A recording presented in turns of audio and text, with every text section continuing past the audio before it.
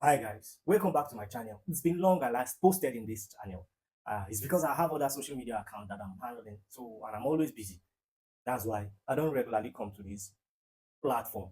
And so today I have what I have for you is this game that Chelsea played against us now. You know, I want to talk more about it. I want to talk about Cole Palmer in that game against Arsenal. Marco Corella also how he pocketed Bukayo Saka. Noni Madueke's attitude when he was subbed off, which is not good for the team. And Christopher Nkunku as well might be leaving Chelsea very soon. And Estêvaô William, what happened during the time that they wanted to sign him. All these and more, I'll bring them to your way. Moises Caicedo bullied everybody on the midfield. Everybody in the midfield. He bullied everybody. It was a super performance from him. A captain world performance. That was what it was from Moises Caicedo.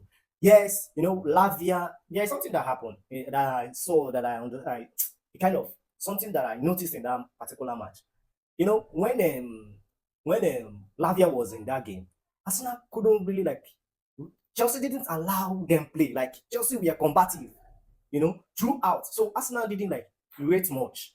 Aside from that, those Martinelli and the goal that was disallowed from Harvard. Yes, they didn't create anything much, but the ones they created were more effective. That's what I'm saying. So Chelsea didn't allow them to create anything much like the Arsenal will know. You get? So that is mainly because of Moises Caicedo and Lavia in the midfield. Moreover, this particular game, I will tell you, this is the worst game I've seen Lavia play. That's just the fact. I don't know what any other person is saying. He was okay in the defensive aspect. Sometimes he was lost. He couldn't get the tackles correct. But another thing that I need to point out here, I believe Enzo Maresca should have brought him out. Immediately it was 60 minutes. He should be off. He shouldn't be playing more than that. He has to he went off with an injury. That was 60 something minutes. Enzo Fernandez should have replaced him earlier than that. So that is it. That is just it. And when Enzo Fernandez came in, something happened. Chelsea became more offensive. But what other problem did that introduce for Chelsea? Defensively, as in Chelsea's back became a kind of there was a lot of pressure at the back. This almost resulted to that last goal that Arsenal missed. So Chelsea were lucky to see a draw in this particular game. That's just the fact. And Cucurella, I think I've not seen Cucurella ever have a bad game against Bukayo Saka since he came to Chelsea. I can't really remember. And yesterday was another example of that. Yes, the goal that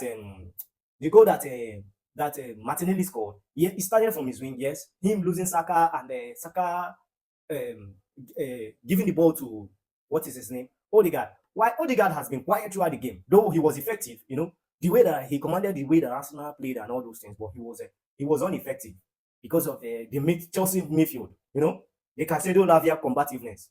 He was quiet throughout the game. And the only time that he had that moment, just the only time that he had a little space, he threw that pass. And this is the problem I have with Chelsea. I don't know why Chelsea cannot deal with crosses, any form of cross, whether it's set piece or normal cross. They cannot deal with it. It's a menace for Chelsea. Look at the kind of as in all of them that lack of concentration. This was what resulted to that Chelsea's goal. It was a defensive problem. You were keeping an offside trap. And the Cowell is drawing all because he wasn't concentrating. That was why he drew them in. He drew them in. Maloguste, you are supposed to be following your marker. Either of those two, either Saka. If two of them they were in cars of space, two of them they were on an island, just alone, two of them. So Sanchez as well. I don't know. Sanchez was supposed to come out. Do you know what? Martinelli, first of all, had a heavy touch. He has to control the ball for the second time. Sanchez immediately had that first touch. That was when he was supposed to come out. All right, he didn't come out. You didn't come out. You were in the post waiting for him to come to the post. When he was coming to the post, you were supposed to make your body bigger. You are supposed to open up your body. That was what you are supposed to do. Then you open the first bar for him. He missed the first one. He played it in the middle, and Santos was there. So that is why this time around he didn't play it in the middle. He had time to look, and he saw the space. Then he took his shot there. And kudos to him to take that shot one time. For somebody that have been quiet throughout the whole game. It was frustrating. I won't lie. It was frustrating. Both from the defense and from the keeper. Everybody was to be blamed. And that goal in particular was avoidable. And that's just a fact. That's just a fact. Kopama was quiet throughout that game. Maybe he's not really fit. That's what I would say. He's not really fit. Apart from that, That first few minutes that the game started, that he took that shot that Raya saved, that was it. He was no longer in the game. I believe he should have been solved off earlier. Maybe Nkunku should have come in earlier, or maybe what is his name?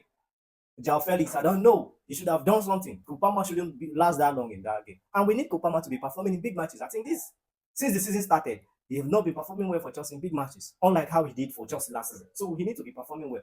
But I don't really blame him. Maybe it's the formation that they are adopting now. Malugusto playing as a 10, as for me, he shouldn't. He shouldn't be doing that. It's not really good. You see that offside goal? That's a Kai Havertz offside goal. You see that goal? Oh, I don't really understand. Thank God it was an offside. I don't really understand what the defense was doing. Kowe, Kukore, they were. I don't. This is a lack of concentration. They were having this same kind of problem last season, and then when the season started earlier, they were showing also signs of it. But I thought they have a matured and then like they have outgrown this. I was surprised to see that. Thank God, thank God. Since Harvard celebrating, that brand, seeing him celebrating with like a sign of a shadow. Oh God, thank God it was an offside. Harvard scoring, it would have been heartbreaking. Thank God. But you see that particular thing that happened, everybody was lack of concentration. Nobody was concentrating. Nobody concentrated. That was what resulted to that goal. That particular goal. Man, Maresca need to do something about that. This shouldn't be happening. This shouldn't be happening. Because moments like this is a big match. Moments like these are things that we like. Just a little thing can change the game entirely. You understand? So this is a big match. Chelsea shouldn't be doing that. And then when Arsenal scored their goal, I thought maybe this is it. This is the end of the game. It will be a 1-0 match and all that. But kudos to the guys. Enzo Fernandez came in. He just dropped. That was a normal pass, yeah? It was a normal pass, nothing much. It was the brilliance of Pedro Neto. Wonderful left foot strike. And it became a 1-1. I was very happy with the draw. Yes, I won't say. Though it wasn't what I expected. I expected Chelsea to do more. But yeah, it is what it is. At least when Arsenal scored, I saw where Chelsea went down straight to the sixth position. I was like, I would need it. I would prefer a draw than a lose. So I was kind of happy that Chelsea finally got to draw in that match.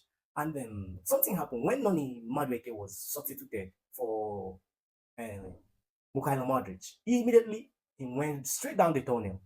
Noni need to watch his ego. He has the ego of a Cristiano Ronaldo, but with the talent of a regular player. As for me, he's not an elite player yet. He needs to work more. He needs to do more for him to be an elite player. He needs to watch it. He should be grateful to Enzo Maresca for consistently playing him. Because in the past few weeks, he lost form. That's just the fact. He lost form. He was not really playing really well. But I believe the only reason why Enzo Maresca is playing him is because of his defensive attribute he gives to the team. Maybe that's why. And then you should also watch it because I think I heard that he's bragging on social media how he's the best player. If he was taking penalties, his number would have been higher. He should improve this season, this year, because next year, Estêvaô Williams is coming to Chelsea, and that youngster is doing wonders in Serie A. When they wanted to sign Estêvaô Williams, Bayern Munich came in at the dying minute to hijack the deal. So they offered him more money than Chelsea did. But the player himself, him by himself, he said no. He opted to sign for Chelsea. That's why he'll be coming to Chelsea next season. And then he said he wants to be the best Brazilian player ever to play for Chelsea. That's why he's coming to Chelsea. And it's a good news for Chelsea. Christopher Nkunku has made it clear that he's no longer happy with his situation in Chelsea. And this needs to change because as it is now, I heard that Manchester United are interested in signing him. So maybe this summer, he might be leaving Chelsea. And unless maybe something happens and then his situation changes at Chelsea, I believe he might be leaving Chelsea this summer. Because come to think of it, why did Enzo Maresca bring him? Saliba and Gabriel pocketed Jackson throughout that game. So introducing Nkunku maybe would have given Chelsea something else. Who knows? Something different. And I was expecting him to be introduced earlier in that game than few minutes before the end of the match that he was introduced. That's embarrassing if you're me. So I don't blame him. I don't blame him for being unhappy. For not having more minutes to play. The thing is, he's not athletic as he should be.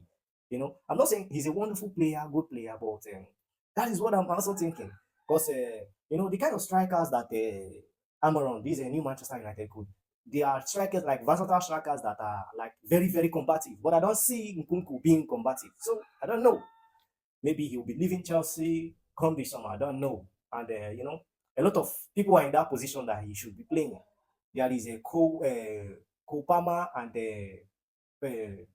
what's his name? Jao Felix. So in the same place. I don't know. Maybe he might be leaving. So that's it for me, guys. See you in my next video.